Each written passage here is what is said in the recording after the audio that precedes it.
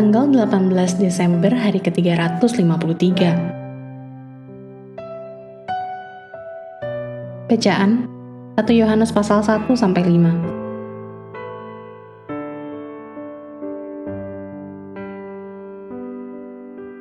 Barometer persekutuan. Garis besar, Yohanes Rasul yang dikasihi menulis dengan orang percaya dengan hati seorang pendeta, menyebut mereka anak-anak terkasih dan teman-teman terkasih.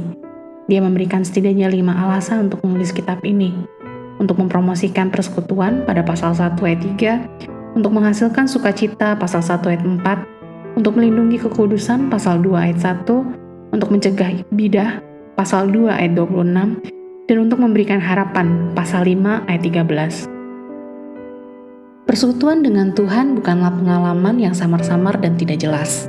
Persekutuan dengan Tuhan bisa menjadi kenyataan sehari-hari yang objektif, seperti tindakan orang percaya yang meninggalkan dosa, taat kepada Tuhan, dan saling mengasihi.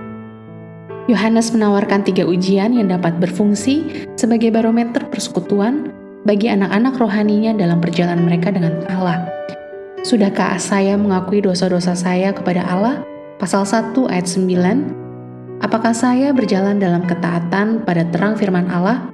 Pasal 2 ayat 4-5. Apakah saya menunjukkan kasih bagi orang Kristen lainnya? Pasal 2 ayat 9-10.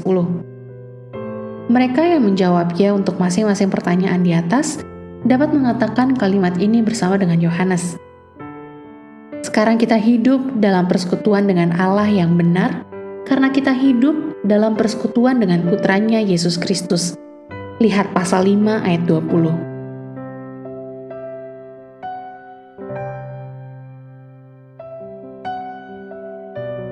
Renungan harian.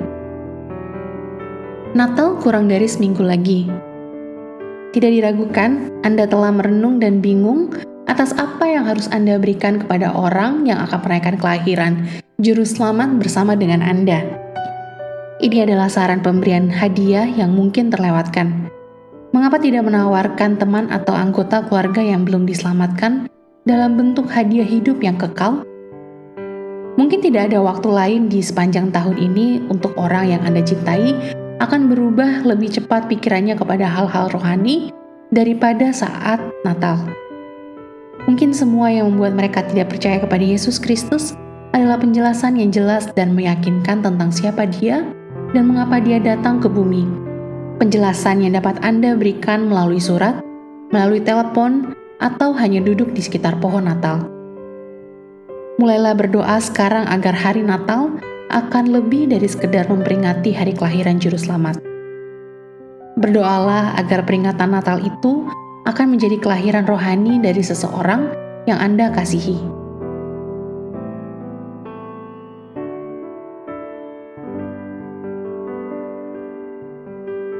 Natal adalah musim untuk berfokus pada hadiah besar bagi semua umat manusia.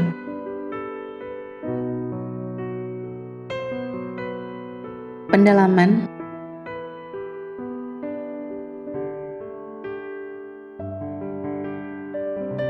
Membandingkan Injil Yohanes dengan surat 1 Yohanes.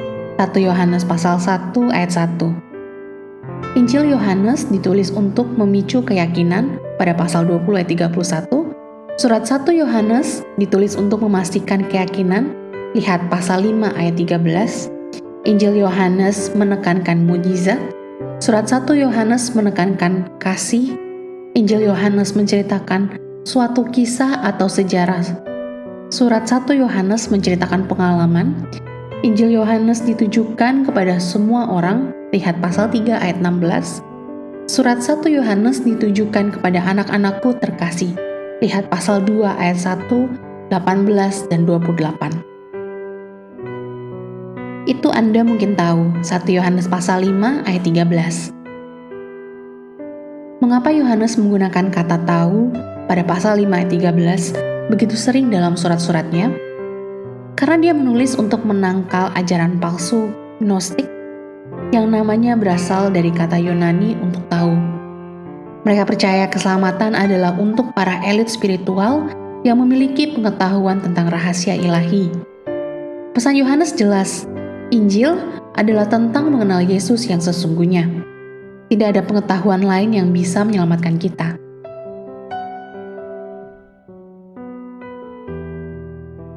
Amin. Tuhan Yesus memberkati.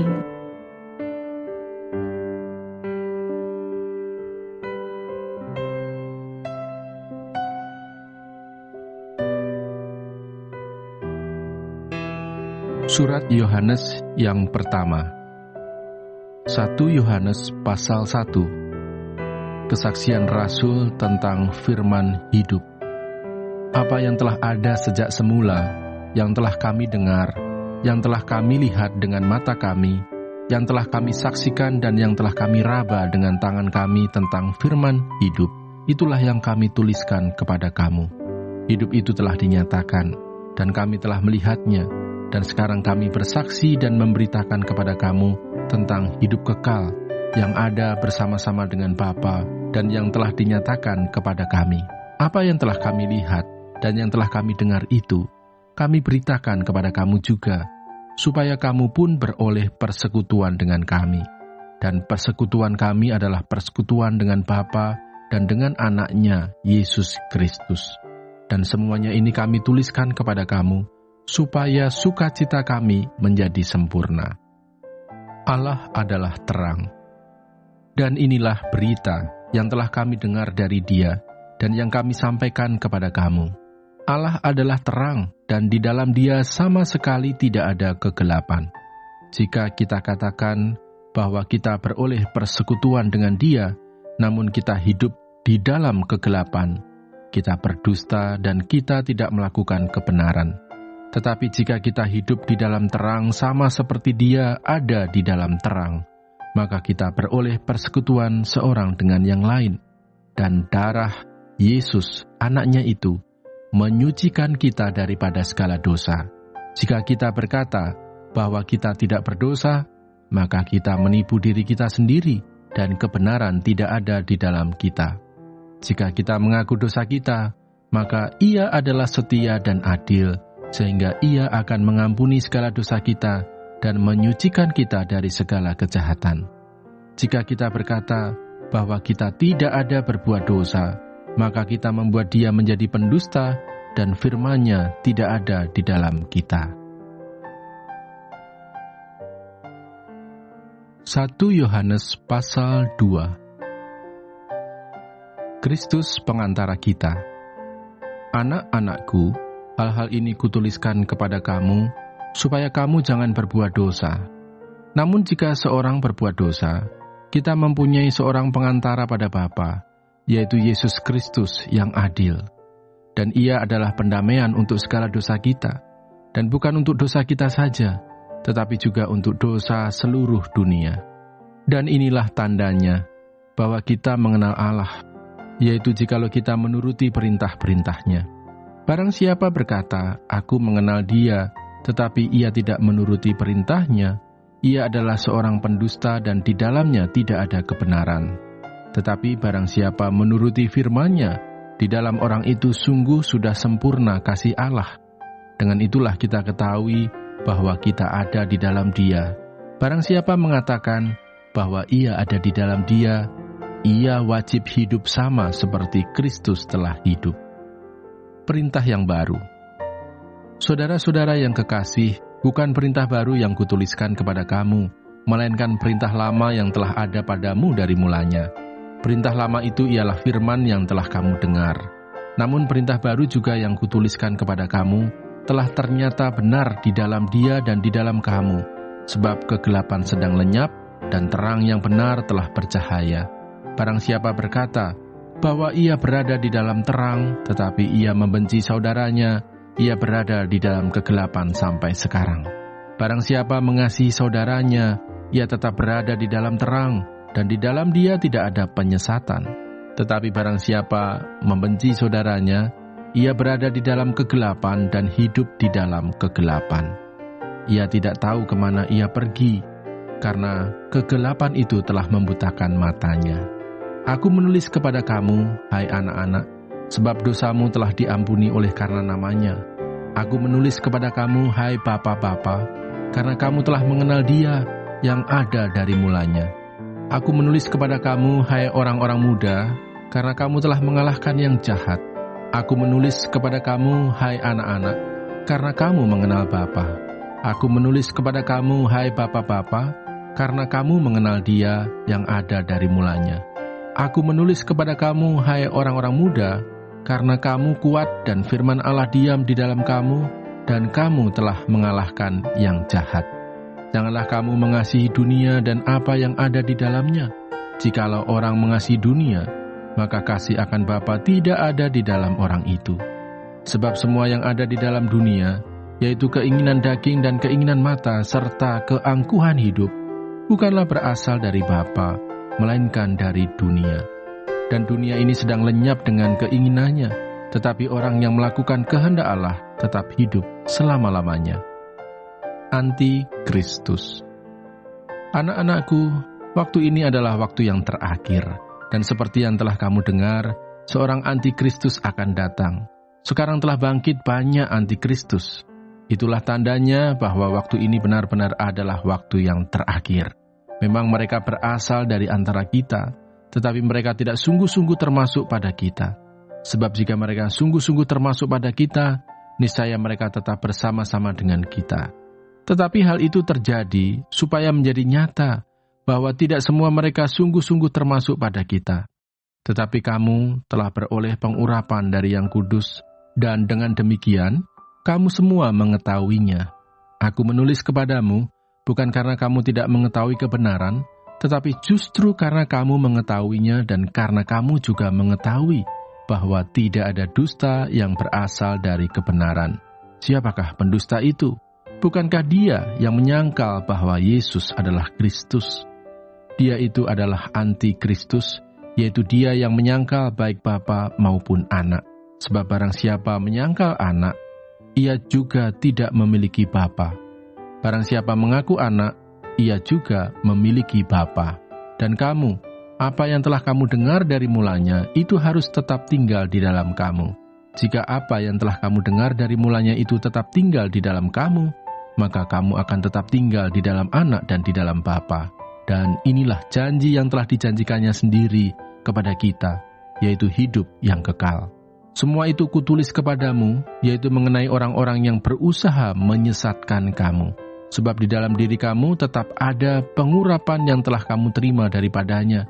Karena itu tidak perlu kamu diajar oleh orang lain.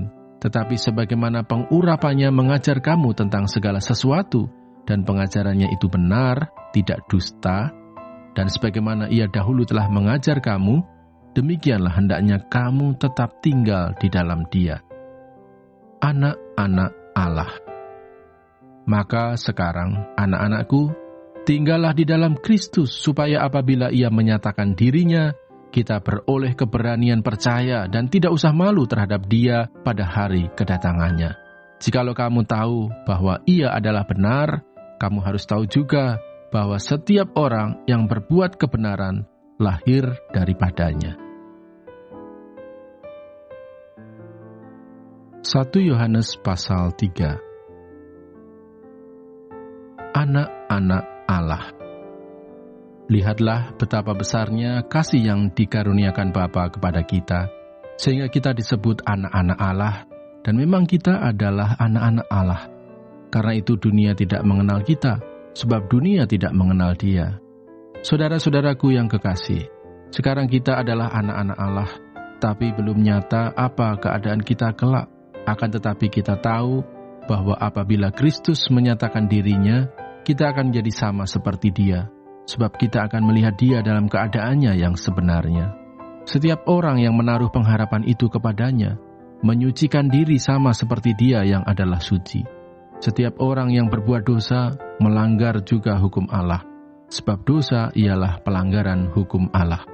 Dan kamu tahu bahwa Ia telah menyatakan dirinya supaya Ia menghapus segala dosa, dan di dalam Dia tidak ada dosa. Karena itu setiap orang yang tetap berada di dalam Dia tidak berbuat dosa lagi. Setiap orang yang tetap berbuat dosa tidak melihat dan tidak mengenal Dia. Anak-anakku, janganlah membiarkan seorang pun menyesatkan kamu. Barang siapa yang berbuat kebenaran adalah benar, sama seperti Kristus adalah benar. Barang siapa yang tetap berbuat dosa, berasal dari iblis, sebab iblis berbuat dosa dari mulanya. Untuk inilah anak Allah menyatakan dirinya, yaitu supaya ia membinasakan perbuatan-perbuatan iblis itu. Setiap orang yang lahir dari Allah tidak berbuat dosa lagi, sebab benih ilahi tetap ada di dalam dia, dan ia tidak dapat berbuat dosa karena ia lahir dari Allah. Inilah tandanya anak-anak Allah dan anak-anak iblis. Setiap orang yang tidak berbuat kebenaran tidak berasal dari Allah. Demikian juga barang siapa yang tidak mengasihi saudaranya. Kasih terhadap saudara sebagai tanda hidup baru. Sebab inilah berita yang telah kamu dengar dari mulanya, yaitu bahwa kita harus saling mengasihi, bukan seperti Kain yang berasal dari si jahat dan yang membunuh adiknya. Dan apakah sebabnya ia membunuhnya? Sebab segala perbuatannya jahat dan perbuatan adiknya benar. Janganlah kamu heran, saudara-saudara, apabila dunia membenci kamu. Kita tahu bahwa kita sudah berpindah dari dalam maut ke dalam hidup, yaitu karena kita mengasihi saudara kita. Barang siapa tidak mengasihi, ia tetap di dalam maut. Setiap orang yang membenci saudaranya adalah seorang pembunuh manusia. Dan kamu tahu bahwa tidak ada seorang pembunuh yang tetap memiliki hidup yang kekal di dalam dirinya. Demikianlah kita ketahui kasih Kristus, yaitu bahwa ia telah menyerahkan nyawanya untuk kita. Jadi kita pun wajib menyerahkan nyawa kita untuk saudara-saudara kita. Barang siapa mempunyai harta duniawi dan melihat saudaranya menderita kekurangan, tetapi menutup pintu hatinya terhadap saudaranya itu, bagaimanakah kasih Allah dapat tetap di dalam dirinya? Anak-anakku, marilah kita mengasihi bukan dengan perkataan atau dengan lidah, tetapi dengan perbuatan dan dalam kebenaran. Keyakinan di hadapan Allah. Demikianlah kita ketahui bahwa kita berasal dari kebenaran. Demikian pula kita boleh menenangkan hati kita di hadapan Allah. Sebab jika kita dituduh olehnya, Allah adalah lebih besar daripada hati kita, serta mengetahui segala sesuatu. Saudara-saudaraku yang kekasih, jikalau hati kita tidak menuduh kita, maka kita mempunyai keberanian percaya untuk mendekati Allah. Dan apa saja yang kita minta, kita memperolehnya daripadanya, karena kita menuruti segala perintahnya dan berbuat apa yang berkenan kepadanya.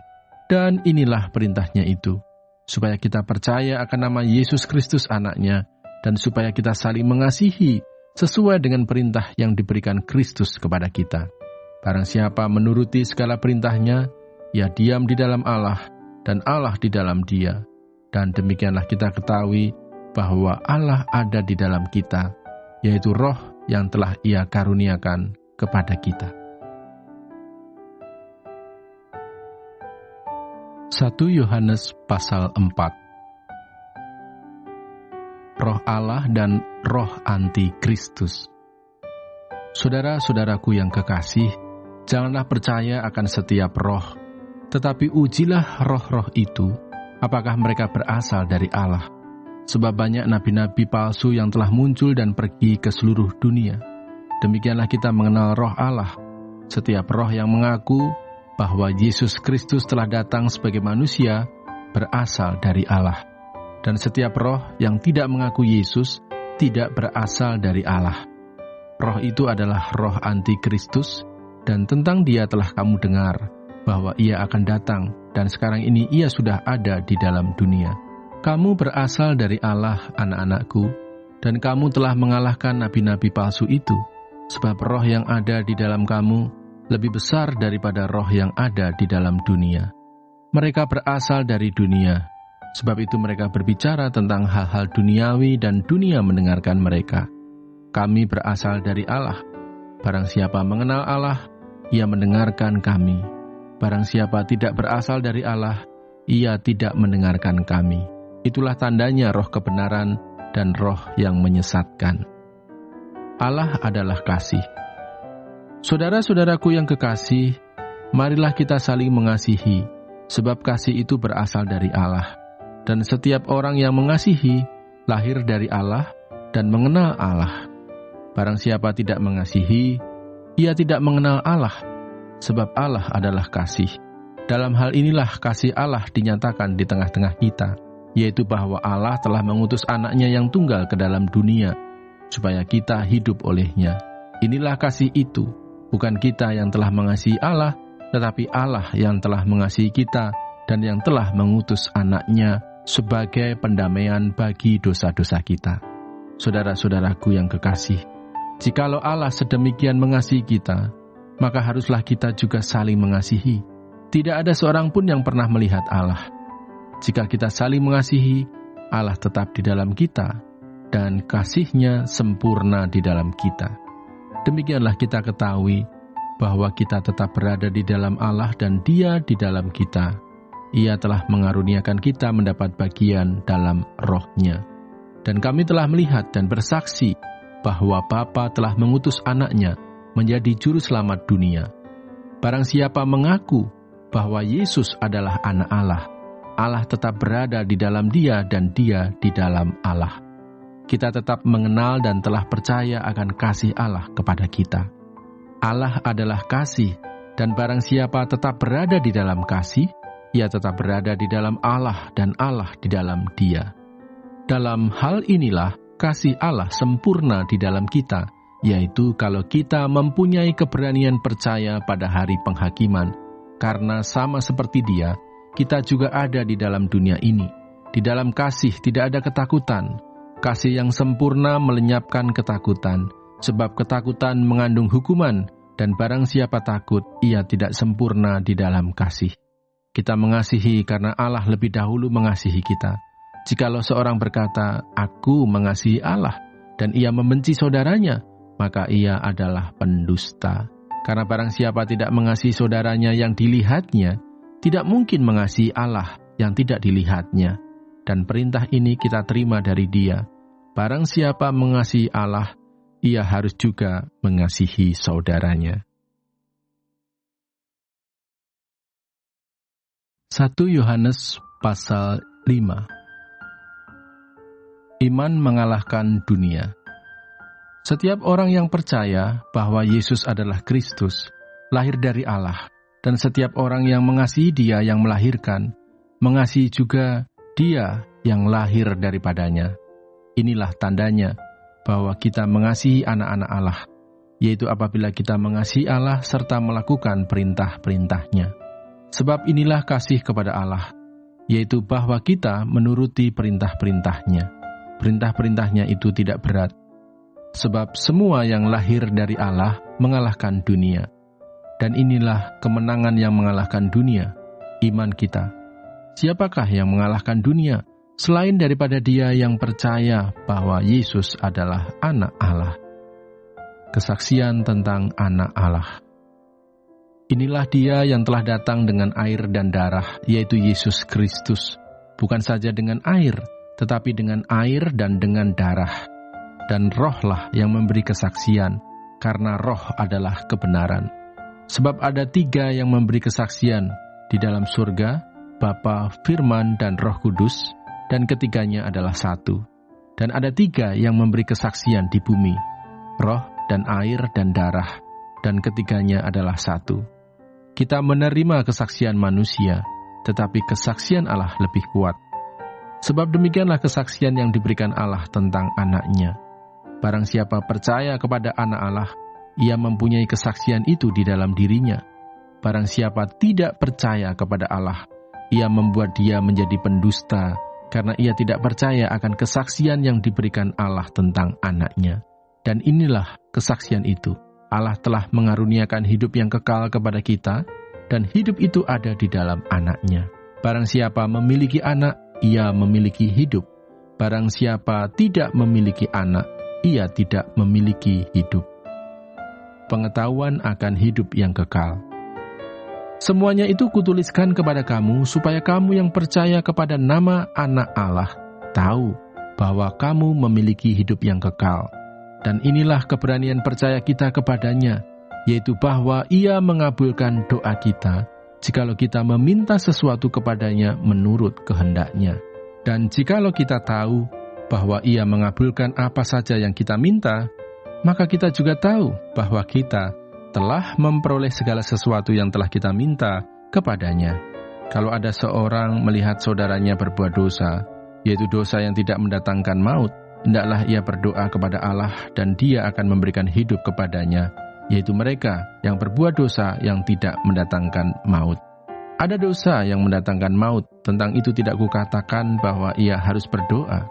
Semua kejahatan adalah dosa, tetapi ada dosa yang tidak mendatangkan maut. Kita tahu bahwa setiap orang yang lahir dari Allah tidak berbuat dosa, tetapi Dia yang lahir dari Allah melindunginya, dan si jahat tidak dapat menjamahnya. Kita tahu bahwa kita berasal dari Allah, dan seluruh dunia berada di bawah kuasa si jahat. Akan tetapi kita tahu bahwa Anak Allah telah datang dan telah mengaruniakan pengertian kepada kita, supaya kita mengenal yang benar, dan kita ada di dalam yang benar, di dalam Anaknya Yesus Kristus. Dia adalah Allah yang benar dan hidup yang kekal. Anak-anakku, waspadalah terhadap segala berhala.